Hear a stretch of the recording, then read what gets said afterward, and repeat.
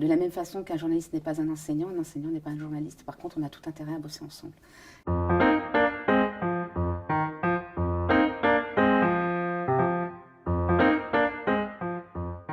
Je co-construis toujours mes ateliers avec les enseignants.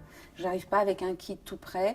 Voilà, j'essaie de faire des choses qui entrent aussi dans les programmes pédagogiques, qui aient une logique de travail entre l'enseignant et moi. J'ai l'apport métier que n'a pas l'enseignant. Ma valeur ajoutée, c'est de faire profiter les élèves de mon expérience et puis d'avoir les points de vigilance sur la liberté d'expression, oui, mais ça ne veut pas dire être libre de tout. Qu'est-ce que la liberté de la presse aussi, comment on devient citoyen grâce à l'information, etc. Et les amener eux-mêmes dans des pratiques qui correspondent à la déontologie de notre métier.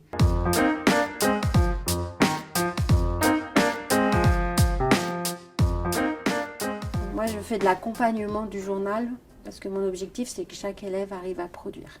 Grâce à elle, on a eu des objectifs d'organisation, on va dire, aussi au niveau du journal. Et ce qui est intéressant dans son travail aussi, c'est qu'elle fait le suivi des élèves. Donc, c'est pas seulement participer aux conférences de rédaction, mais c'est aussi relire les articles et donner des conseils quand on est face à une difficulté. Je pense aussi, pour eux, c'est une caution.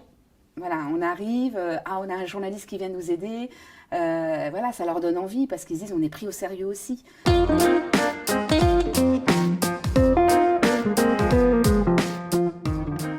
Elle nous apporte son expérience, ses idées et c'est vraiment un plus pour le journal. Je pense que ça nous aide beaucoup. On ne se rend pas compte, mais il y a tellement de choses à faire. Il y a la rédaction, mais il y a aussi la recherche. En plus, ça nous permet de découvrir plein de sujets différents.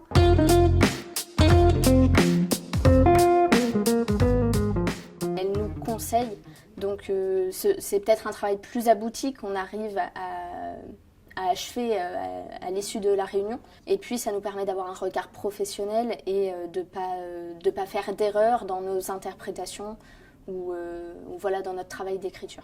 Elle a essayé d'expliquer aux élèves que ce n'était pas juste un lieu d'expression d'une opinion libre et intime, on va dire, que le média devait vraiment être un lieu où on essaie d'objectiver les informations. On ne fait pas du journalisme n'importe comment, on ne s'improvise pas non plus.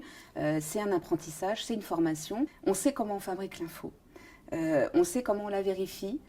Et il faut prêcher pour sa paroisse. C'est-à-dire qu'aujourd'hui, il y a quand même une défiance vis-à-vis des médias qui est énorme, probablement justifiée malheureusement, parce qu'on ne fait pas tous bien notre métier, parce qu'on n'a pas tous les conditions correctes pour l'exercer de bonne façon.